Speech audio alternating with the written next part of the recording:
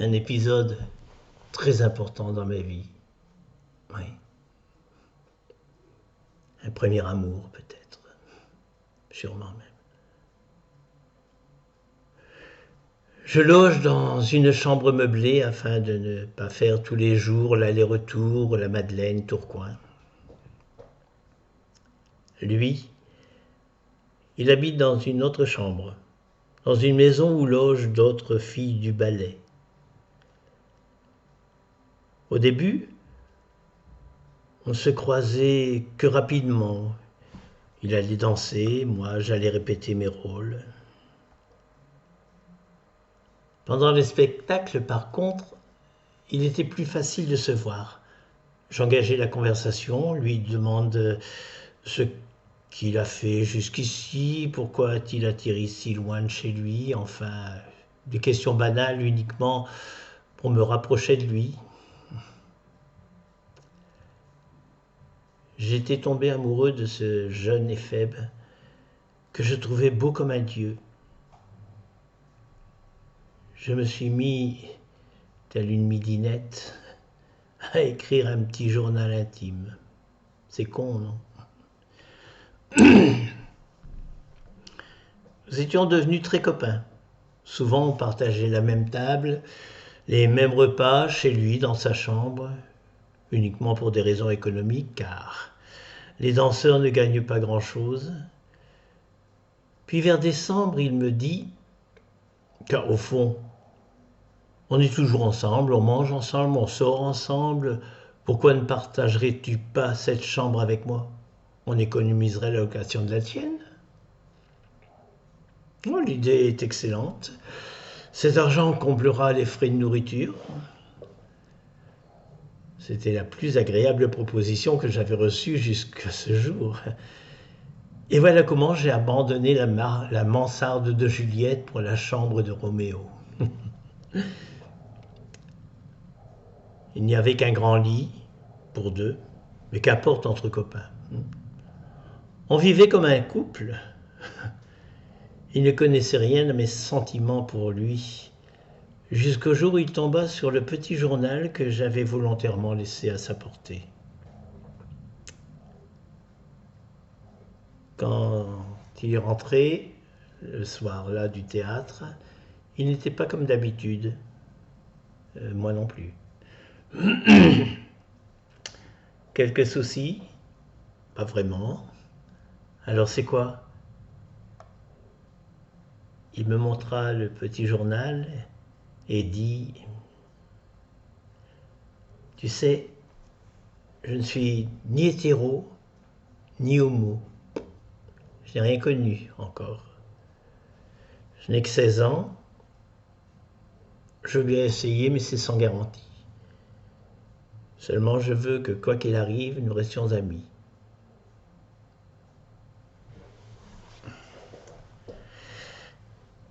Je suis très amoureux de toi et je ne veux rien brusquer. Bien sûr que rester quoi qu'il arrive ton ami est mon vœu le plus cher. J'ai une proposition à te faire. Je n'aurai aucun rapport avec toi, sexuellement parlant, avant que tu n'aies eu une relation avec une fille. Et si les filles ne te plaisaient pas, alors on envisagerait de sauter le pas. Mais toujours avec la garantie de rester amis si ça ne marchait pas. Il m'a regardé, les yeux légèrement mouillés d'une certaine émotion, celle d'un ami véritable, devant un dilemme que certainement beaucoup d'entre vous vont se retrouver un jour. Nous étions bien ensemble en copains. J'espérais qu'il rencontre vite une fille, qu'il couche avec et qu'il accepte ou pas ma proposition. Je fis tout afin que cela arrive. Je choisis une des danseuses qui n'avait pas l'air de détester la chose, bien au contraire. Je lui vantais les qualités nombreuses de Jean-Pierre afin qu'elle se rende compte qu'il existe. Je lui ai même fait entendre qu'une possibilité s'offrait à elle, qu'il la trouvait certainement la plus sympa du ballet, la plus belle aussi, ce qui était vrai d'ailleurs. Et de fil en aiguille, je réussis mon stratagème.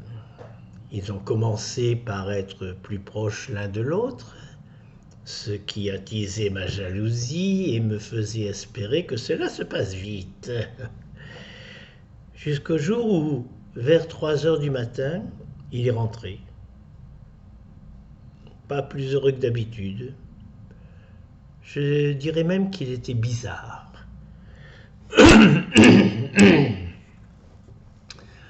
Je ne lui ai rien demandé, faisant mine de dormir. Il me réveilla avec ces paroles. « Tu vas être content. Ce n'est pas ce que j'attendais. » C'était même plutôt désagréable à la fin.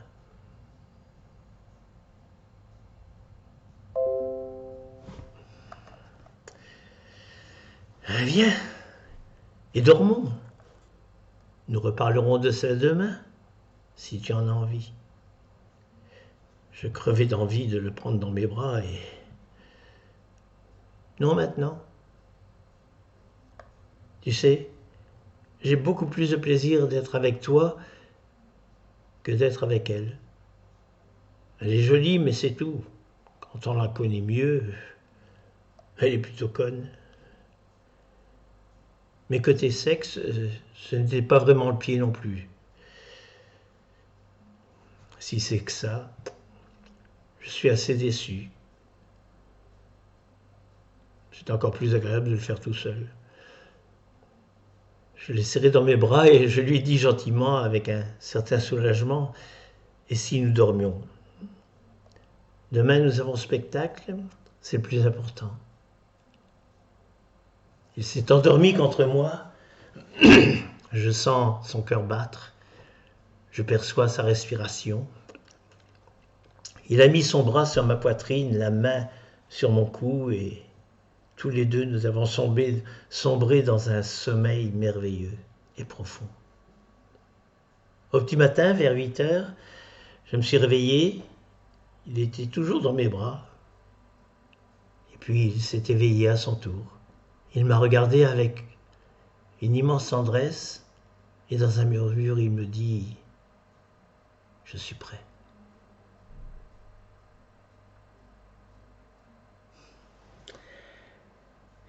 Non, je ne vous raconterai pas ce qui s'est passé entre nous ce matin-là. Permettez que je conserve le souvenir de cet instant merveilleux dans le tiroir de mon cœur où il restera toute ma vie. Si aujourd'hui je m'appelle Jean-Pierre Bruno, ce n'est pas par hasard. Nous avions été engagés tous les deux ensemble à Lille. Nous sommes restés 3 saisons ensemble. Nous avons pris un petit appartement rue Jacques Margiela que nous avons arrangé à notre goût. Nous faisons le même métier dans le même théâtre. Nous sommes heureux d'être l'un avec l'autre. C'est tout ce qui compte. Pendant l'intersaison, il entre chez ses parents à Reims, où je suis allé car il a voulu me présenter à eux. Oh, ils sont charmants. Lors du Noël suivant, son prof de danse, Madame de Marsange, est venue nous rendre visite. Elle était avec sa fille, qui devait avoir plus ou moins le même âge que Jean-Pierre. Nous réveillonnons à 4, nous avons dansé, bu du champagne, dîné, enfin, c'était très agréable. Noël passé, les filles sont rentrées à Reims et nous sommes restés à Lille. Les mois qui suivent, Jean-Pierre n'était plus comme d'habitude. Toujours gentil, très câlin, mais quelque chose avait changé en lui. Et vers février, il me révéla qu'il était amoureux de la fille de sa prof. Ça fut une douche glacée, si je m'attendais à cela. Il ajouta qu'il qu'il ne voulait quand même pas me quitter. Moi, il m'aimait. D'elle, il était amoureux. Que pouvais-je faire? Comment réagir? Je lui demande ce qu'il compte faire.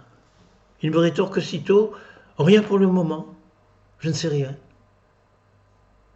Tout ce que je sais, c'est que je ne veux pas te quitter. Et je t'aime trop pour te cacher ce que je ressens pour elle. Soit. Restons comme ça alors jusqu'à la fin de la saison. Cet été, tu retourneras à Reims et tu verras comment évolue la situation. Ce que nous avons fait. En septembre, quand il est revenu, il me dit: nous allons nous marier, mais que si tu es d'accord. Si tu ne veux pas, je lui dirai non. Mais je ne veux pas te perdre.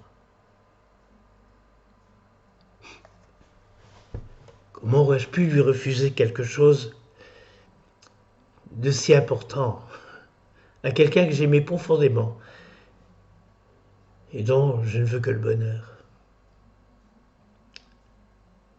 Nous sommes cependant restés toute la saison suivante ensemble, partageant de nombreux moments de tendresse, je dirais même de véritable amour. J'aurais voulu que cette saison ne s'achève jamais.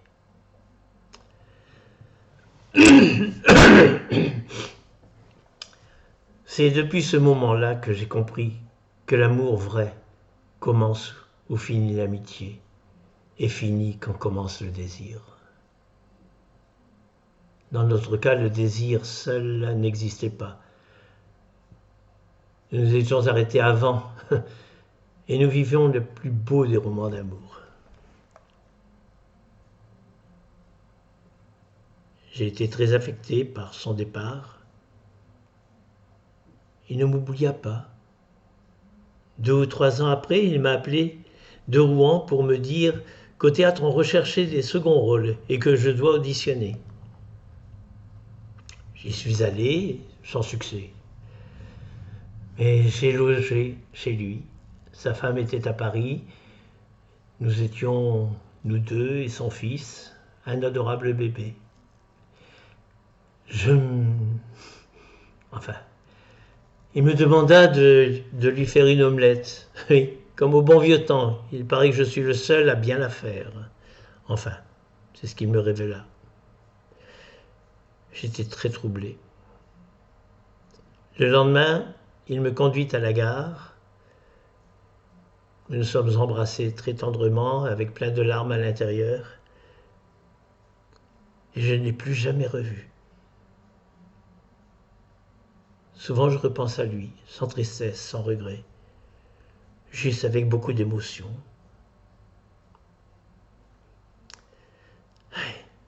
C'est gentil, mais ça n'arrange rien. Aujourd'hui, tout s'écroule. Et ça fait mal. Allez, on se retrouve demain pour la suite.